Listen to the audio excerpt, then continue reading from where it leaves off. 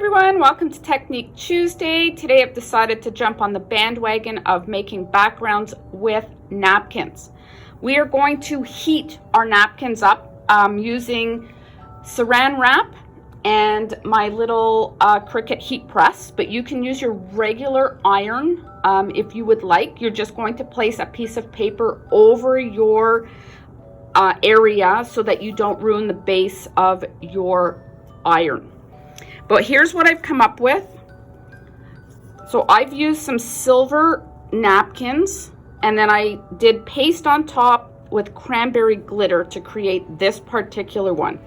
I love how there's deeper cranberry areas along with some lighter ones. It just gives some really nice detail on there.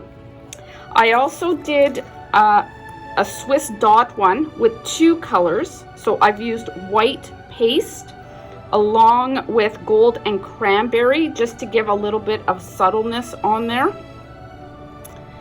And then the cards that we're going to be making today are a little bit more grungy background, and the reason for that is I've used a dark cardstock behind. So this particular one is a flat 24-pound glossy black paper, and it's giving that grunge look in the background just from heating it up with the saran wrap. On this red embossed one, what I've done is I have used an embossing folder as the background on dark gray paper. So I used Honeybee. This is a fun little background that they brought out for their fall release. It looks quite like straw, basically, is what it looks like. So we use that as part of our background. And then on top, we are using a Woodware ornament stamp. So let's just get started. We are actually going to be creating this one. So I have a piece of black cardstock.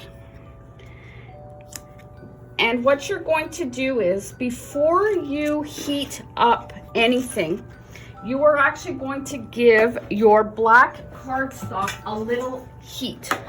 It's going to help the saran wrap to stick. And you don't want to give a big heat, just a really little one. And then you're going to place your saran wrap over. You're going to smooth it down. Don't worry if it's not perfect. It's going to add to the grunge look. Just off to the side, give your napkin just a little heat. Okay, we just want to smooth that out just a little bit. And then you're going to stick that right on top, smooth it out, and then you are going to put your iron on top. Now again, if you are using a regular sized iron, you would like to put a piece of paper over the top. I have a little bit more control with my little Cricut one, so I don't need to worry about that. The reason for that is that you've got your saran wrap that is larger than your area. So I'm just going to start in the middle, and I'm going to push my way to the end. This way what happens is you are making sure that if there's any air in there, you are pushing it out to the sides. If you start from the side and bring it in, you are going to end up with an air bubble in the middle.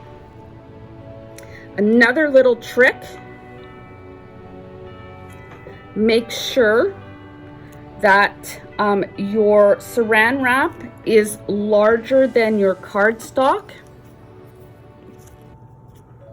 You're going to start to see, if I pull this back, you can start to see that this is starting to heat up onto the paper, which means that we're now going to start to see your napkin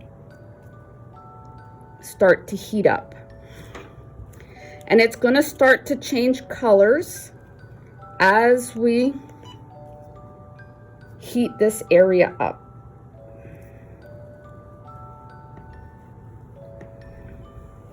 And we just keep going over it until you start to see the paper, or your napkin rather, heat up.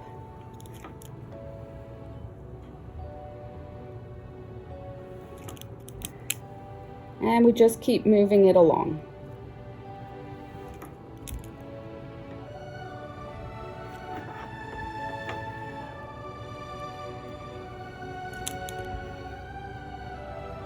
And you can start to see how this is changing here, and it's starting to look a little bit grungy. Keep moving it over to the edge. Make sure your iron is not going too close to where your saran wrap is, because it will get stuck on your iron. Can you see how that's starting to change colors in there?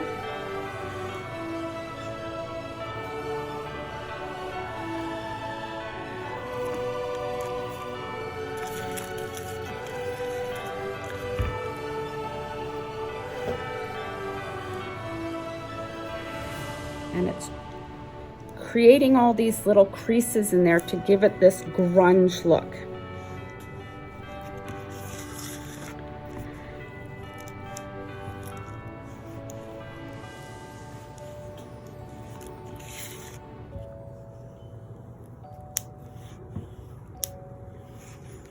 And we're almost there. You can start to see the edges are getting dark. So if you look here, we can start to see how these edges are getting a little bit darker, which means that it is sticking.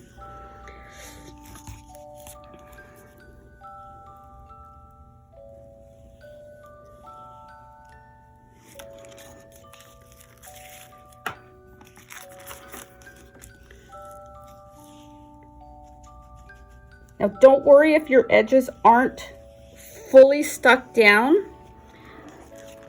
When you go to cut the edges off, you can always go back and add just a little bit of heat just to seal the deal.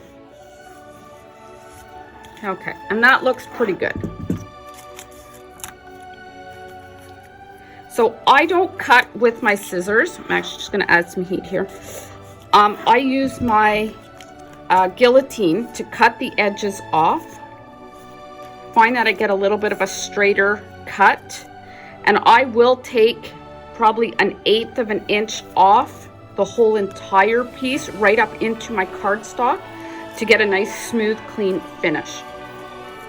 And then we can come back and heat up the edges again if you see that there's anything that is loose. But look how lovely that background looks, how grungy it is. And that's just from using black paper. With the other ones, I used white paper, so you don't get that same background look. You get a clean look on this. But if you want to go for that grungy look, black is the way to go with your solid colored napkins. So I'm just going to take a moment to cut this. Okay, so now I've gone ahead and I've cut, and we've got this great background. Very clean. Would not even know that there's a napkin on here. So now what we're going to do is, we're actually going to move that. We're going to bring in our stamping apparatus.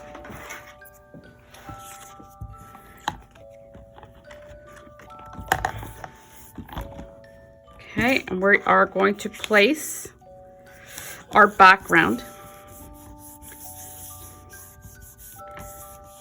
And I am using the Wallflower grip mat in here. And because we're embossing, we are actually going to use our little chalk.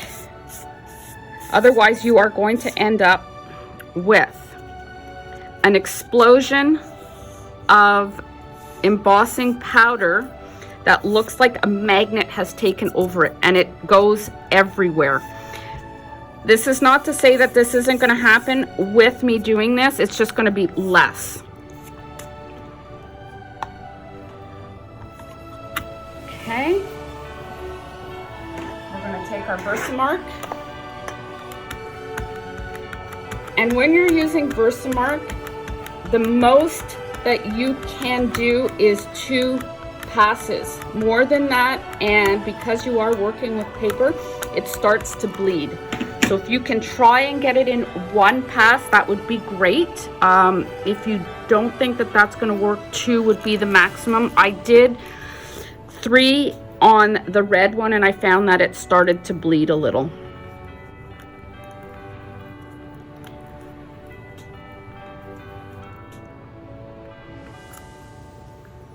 So I am going to do one more just because we're missing a little bit in that area.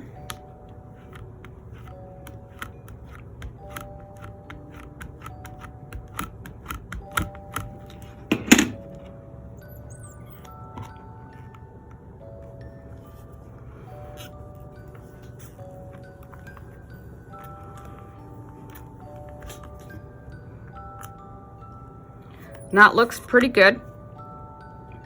So we'll take that out. Let's just move this to the side.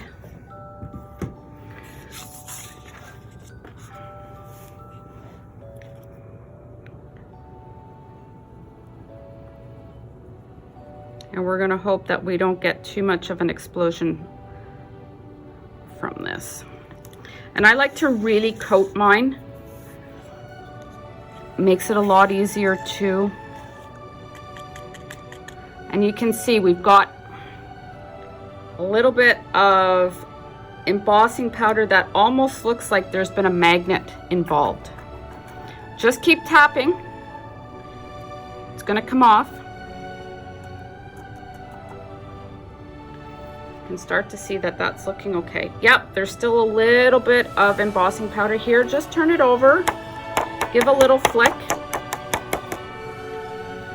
And you should be okay. So I'm just going to go and heat emboss this. Just give me a second. Okay, so that turned out really good. Just like regular heat embossing, start from the back, heat that up, and then move to the front, and you'll get a nice even heat. It's got a nice shine to it. And we can go ahead and leave it just like this, or we can actually add some jewels. Just move this, and I'm going to take a few minutes and I'm going to put some jewels down on this because it does change the whole entire look. So again, we could leave it like that, and that's got some high impact on it, or we can take a few minutes and add some jewels to add a little bit of sparkle. And we're not going to add too many. Doesn't need, the whole card doesn't need to be filled. And I'm just using some regular jewels that I happened to find in my closet when I was cleaning up. I'm not sure where they're from. But you can use anything on there if you like. And I'm just going to put, because I like to work in odds, we'll probably put 9 or 15. I haven't quite decided yet.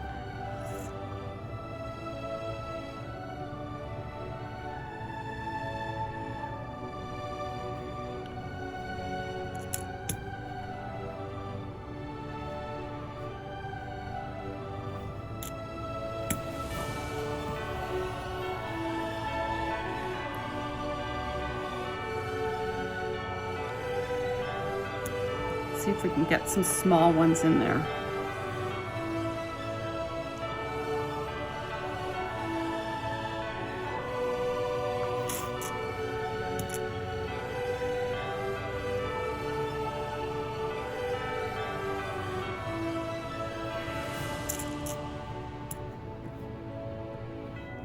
And we're just going to put a couple more down here.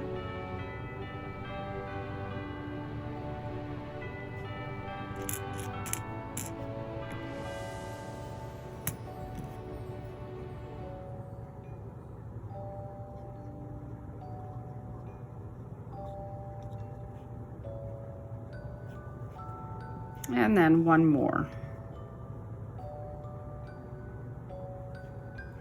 And again, you can fill this up as much as you want.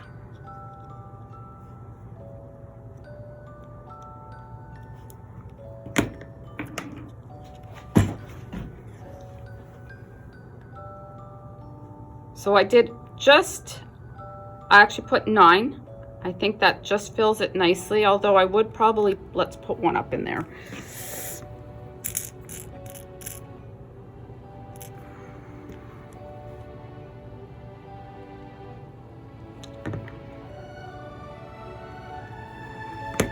We've got a little bit of balance there. And you can use whatever background you want.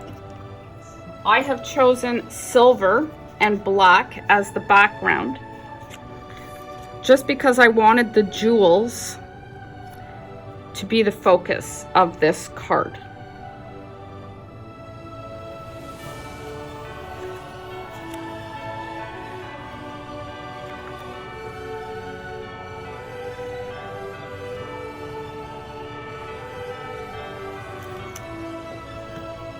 So an easy way to create backgrounds using embossing folders, if you like, just the background on this one, plain 24-gram paper, which is smooth coated so that you can get that smooth look on there, but grungy. And it's really, really grungy looking if you keep your paper darker than your napkin. 2 looks, same method, different embossing powders, 2 completely looking cards. And I just wanted to give you a little trick that I should have given you when I first started and I didn't. When you take your napkin, sometimes it's not easy to get this backing off. All you're going to do is take a piece of washi tape, put it at the end, and it'll help you peel back.